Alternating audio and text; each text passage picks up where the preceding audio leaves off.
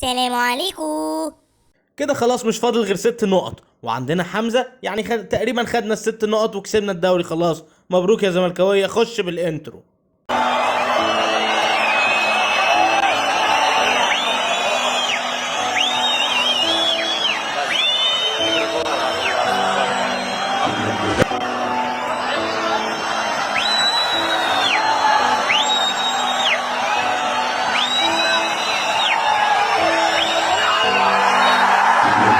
وانا زملكاوي على عهد مهما تفوت سنين، حبه ما توصفوش حكاوي، ما انا اصلي صوته حارسه الامين.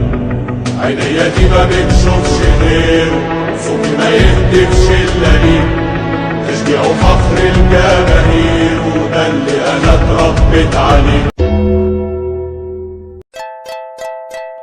فيريرا اداله الصنعة يا بيه، مكسب بنتيجة وأداء من أفضل ماتشات الزمالك اللي شفتها طبعا في 2022 النهاردة. النتيجة دي وإيه زيزو وإيه الجزيري وإيه اللعيبة دي. نخش على التقييم على طول. بالنسبة لعواد والونش ومحمود علاء والدفاع كله وحمزة، فأنا أديهم 9 من 10، إلا حمزة 8 من 10 عشان الإنذار.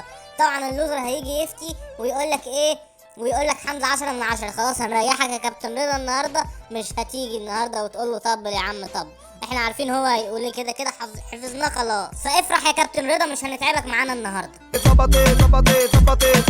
متفق معاك في كل اللي انت قلته، الا طبعا حمزة اديله 10 من 10. صحيح كل المدافعين لم يختبروا الا حمزة، هو الوحيد اللي اختبر فيهم ونجح في الاختبار بالنجاح ومرتبة الشرف.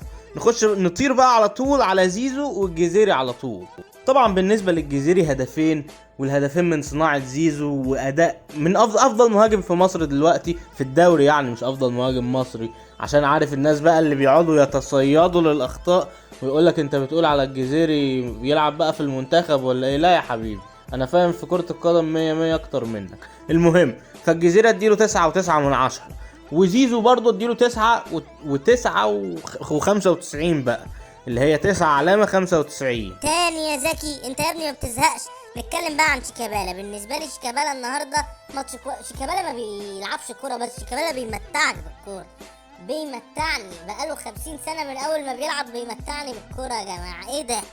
9.5 من 10 كده صحيح 100% يا نمبر 2. شيكابالا النهارده اداء ممتاز، بيبدا الماتش بقى كمان كويس، مش مجرد انه ينزل بديل يبقى كويس، بيبقى كويس، مش شرط يجيب جون يعني. والكرة في كرة لعبها باللوب كده، كان لو كانت دخلت كانت تبقى جون عالمي، بس لو كان شاطها عادي ببطن رجله على الارض اعتقد كانت دخلت. حارس المقصة مش مميز قوي يعني، بس كان جون هيبقى جميل جدا طبعا. المهم، اتكلمنا تقريبا عن كل اللعيبة اللي ظهروا بشكل مميز قوي النهاردة، مختلف عن اي مباراة للزمالك في الدوري او عن اي مباراة لاي فريق في الدوري اصلا.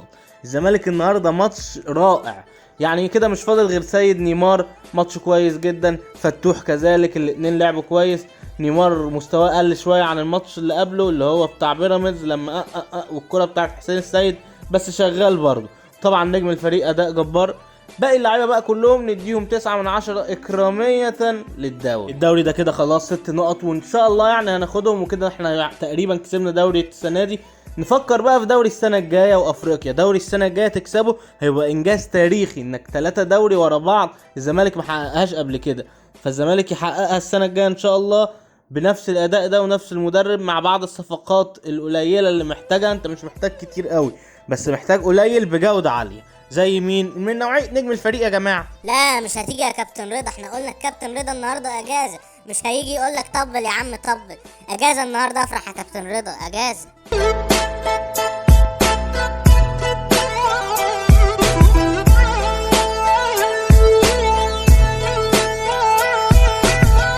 وبكده فيديو النهارده يكون انتهى، وعقبال بقى برنامج مساء الطنابيش القادم قريبا ان شاء الله. سلام يا صيع.